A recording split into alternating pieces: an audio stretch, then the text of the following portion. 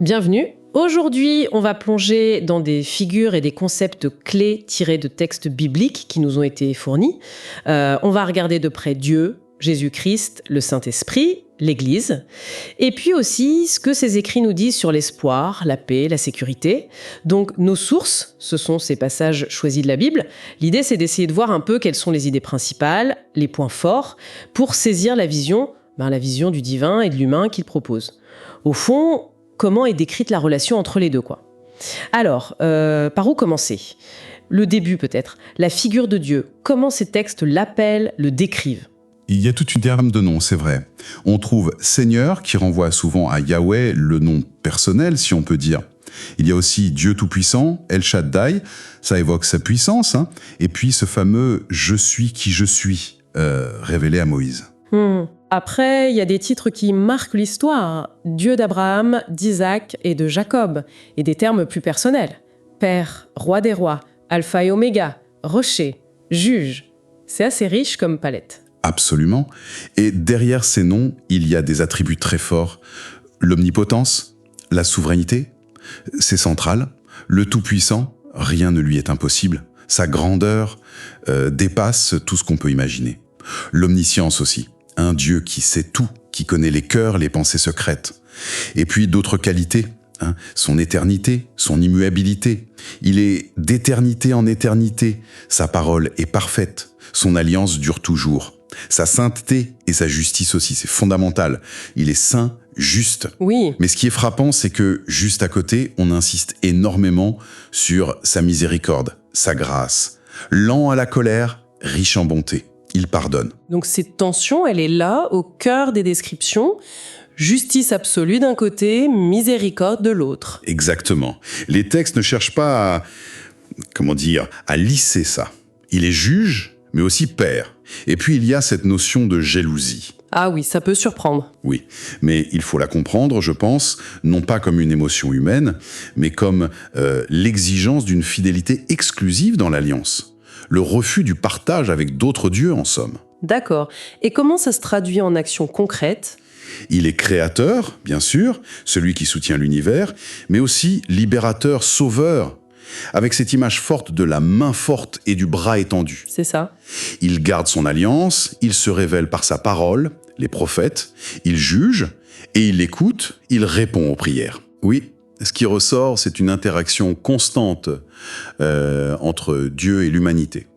Une relation à la fois personnelle, intime, père, alliance, et en même temps universelle, créateur, juge. Et cette relation, elle trouve son point culminant, d'après ces textes, en Jésus.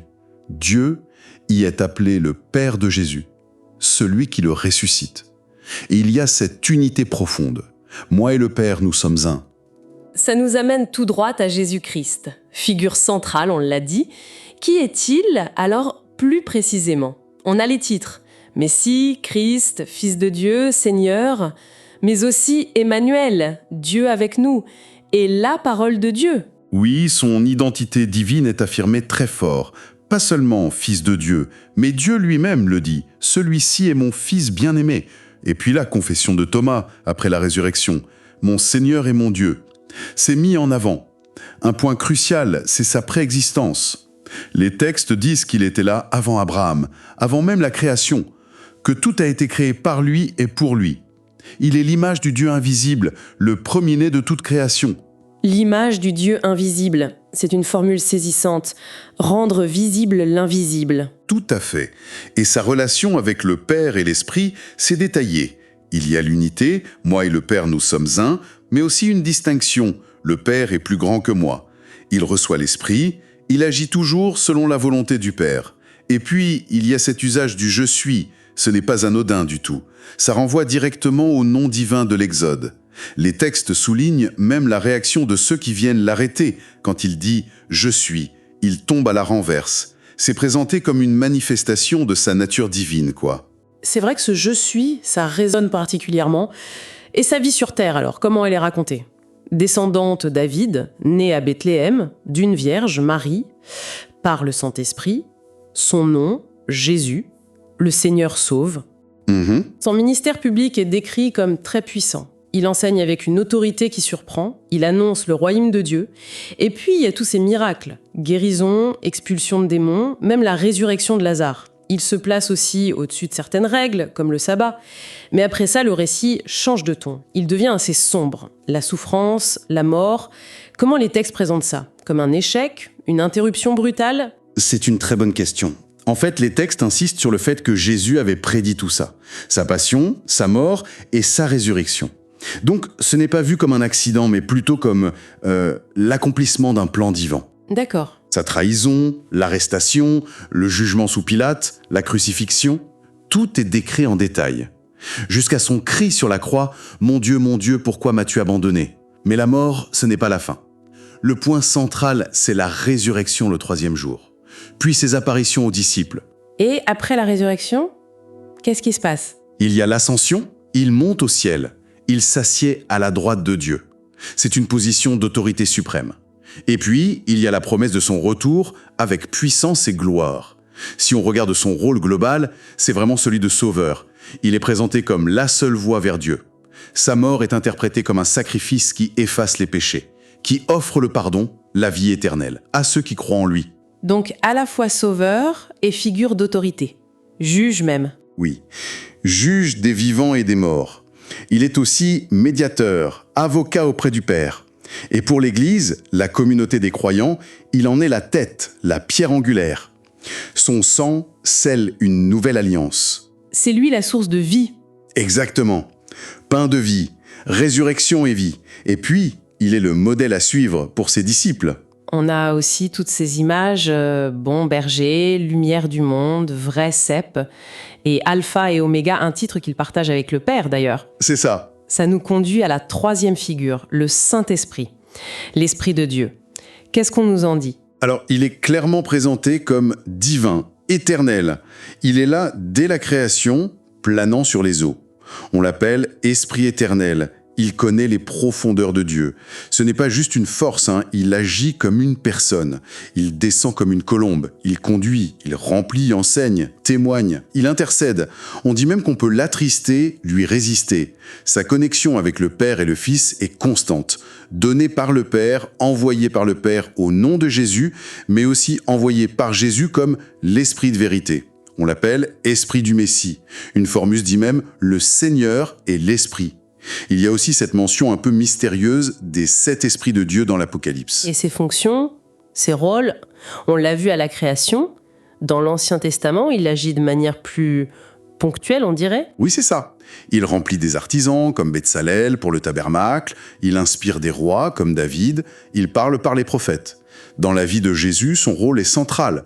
La conception, la descente au baptême, il le conduit au désert, le remplit de joie. D'accord.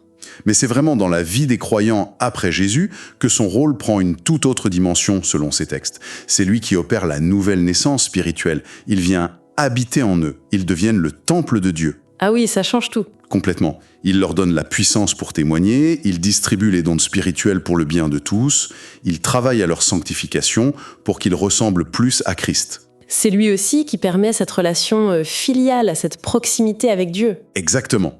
C'est par l'Esprit qu'on peut appeler Dieu Abba, Père, ce terme très intime. Il guide, il enseigne, il aide même à prier quand on ne sait pas quoi dire. Il est le ciment qui unit les croyants en un seul corps. Il produit le fameux fruit de l'Esprit, amour, joie, paix, patience. Et enfin, il est scelle comme un sceau de garantie pour le jour final. Il y a donc une vraie évolution entre l'Ancien et le Nouveau Testament dans la manière dont son action est décrite. Oui, c'est ça qui est fascinant. D'une présence et action parfois spécifiques, liées à des personnes ou des moments clés dans l'Ancien Testament, on passe dans le Nouveau à une présence décrite comme permanente, intérieure, pour chaque croyant. Et transformatrice. C'est un changement d'échelle, quoi. Et cette présence de l'Esprit dans les croyants, ça nous amène directement à l'Église. Qu'est-ce que c'est l'Église d'après ces textes? Un bâtiment? Une institution? Pas d'abord. C'est surtout décrit de manière organique, spirituelle. C'est le corps dont Christ est la tête, le Sauveur. C'est aussi un bâtiment spirituel construit par Dieu, un sanctuaire où l'Esprit habite. Les croyants sont comme des pierres vivantes qui forment cette maison spirituelle. L'accent est mis sur le fait que Dieu n'habite plus dans des temples faits par des hommes, mais dans cette communauté. Donc l'Église devient le lieu de la présence de Dieu. Oui, fondée sur l'enseignement des apôtres, des prophètes, avec Jésus comme pierre angulaire. Elle est aussi décrite comme un peuple saint, unifié, une nation sainte, un royaume de prêtres. L'appel à l'unité est très fort, éviter les divisions, elle doit être sainte et sans défaut. La colonne est le fondement de la vérité. Mais le mot Église désigne aussi des groupes concrets, non? Bien sûr. Le terme désigne aussi les assemblées locales. L'église de Corinthe, d'Éphèse, avec des responsables, des réunions pour le culte, l'enseignement. Il y a les deux niveaux si on veut. Et qui fait partie de cette Église, de ce corps? Fondamentalement, ce sont les croyants en Jésus-Messie, ceux qui acceptent l'Évangile. Ils sont appelés enfants de Dieu, peuple de Dieu, un peuple choisi, racheté, qui appartient à Dieu. La caractéristique clé, c'est qu'ils sont habités par l'Esprit Saint, scellés par lui. Ils adorent en esprit. On les appelle aussi disciples, saints dans le sens de mis à part pour Dieu, ou chrétiens. Leur rôle, c'est d'être serviteurs et témoins de Christ, partout. Ils reçoivent des dons spirituels variés, enseignements, services, etc. Pas pour eux, mais pour construire la communauté. Et il y a cet appel constant à vivre saintement, à pratiquer la justice. D'accord. Donc, l'image qui se dessine, c'est celle d'une communauté spirituelle, mondiale, unie par l'Esprit, faite de tous ceux qui croient en Jésus et appelés à vivre d'une certaine manière. Si on zoome sur l'individu maintenant, comment ces textes décrivent la vie de celui ou celle qui suit Jésus? Quelle identité? Comment vivre? L'identité découle de ce qu'on vient de dire. Croyant, enfant de Dieu, habité par l'Esprit, saint, membre de l'Église, racheté, disciple, serviteur, c'est une nouvelle identité, donnée par la foi. Et dans le concret au quotidien, c'est quoi les attentes? Alors, les textes décrivent un chemin, assez exigeant il faut dire. Ça commence par répondre à l'appel « Suis-moi ». Ça implique souvent un renoncement, renier soi-même, porter sa croix. L'obéissance à la parole de Dieu, à ses commandements, c'est central, surtout l'amour du prochain.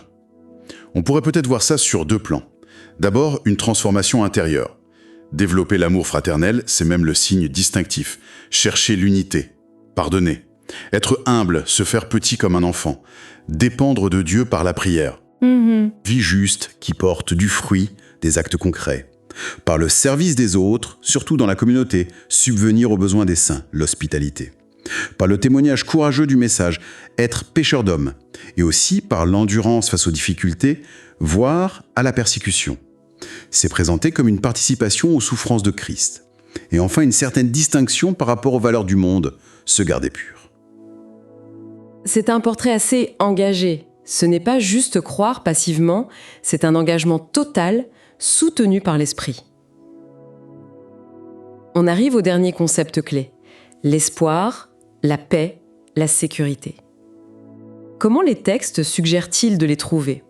Est-ce que ça vient tout seul quand on croit? C'est une question clé. Et non, les textes suggèrent que ce ne sont pas des acquis automatiques. Ce sont plutôt des fruits liés à la relation avec Dieu. Pour l'espoir, la source principale, c'est la nouvelle naissance par la résurrection de Jésus. Ça donne une espérance vivante, la certitude d'un héritage au ciel. Mais, et c'est intéressant, l'espoir peut aussi naître de l'épreuve. La souffrance acceptée produit l'endurance forge le caractère, et le caractère éprouvé produit l'espoir. Un espoir jugé fiable parce qu'il repose sur l'amour de Dieu donné par l'Esprit. Donc l'espoir n'est pas juste de l'optimisme. Non, c'est plus profond. La foi elle-même est définie comme l'assurance des choses qu'on espère. Il faut activement mettre sa confiance en Dieu, dans sa parole, compter sur l'Esprit, le Dieu de l'espérance. La sagesse aussi est liée à l'espoir. D'accord. Et pour la paix, une vie paisible, ça se trouve comment? Là aussi, plusieurs aspects. Il y a un lien entre l'obéissance au commandement et la promesse de paix, de sécurité. Chercher Dieu mène au repos. Il y a aussi une dimension intérieure forte. La sérénité par la confiance en Dieu, laisser la paix de Christ, garder le cœur, se concentrer sur le spirituel. Et la paix avec les autres, c'est important aussi. Ah oui, c'est crucial. Il faut poursuivre activement la paix avec tous, être des artisans de paix. Et l'œuvre de Christ est centrale. Il est notre paix, celui qui réconcilie. Et puis, plus généralement, vivre avec piété et dignité, ça contribue à une vie paisible. Enfin, la sécurité. Où la trouver? Essentiellement en faisant confiance à Dieu. Il est décrit comme refuge, forteresse, bouclier. L'obéissance à ses lois, marcher dans ses voies, c'est aussi présenté comme un chemin de sécurité.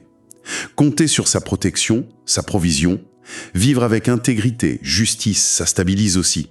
Celui qui pratique la justice ne chancelera jamais. Écouter la sagesse divine protège de la peur. À l'inverse, les textes mettent en garde contre la fausse sécurité des richesses, de la force humaine.